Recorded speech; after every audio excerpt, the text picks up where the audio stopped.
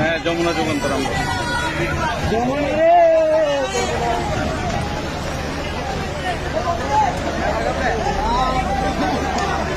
দর্শক, আপনারা দেখতে পাচ্ছেন চট্টগ্রামের কি ভয়াবহ অবস্থা।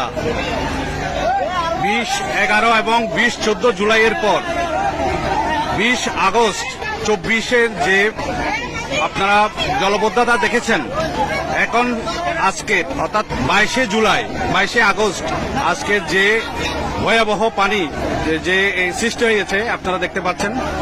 কারণ রাতভর যে প্রচন্ড বৃষ্টি হয়েছে, সেই বৃষ্টিতে এখানে অনেকেই দেখতে পাচ্ছেন আপনারা, তারা সাহায্য করছে।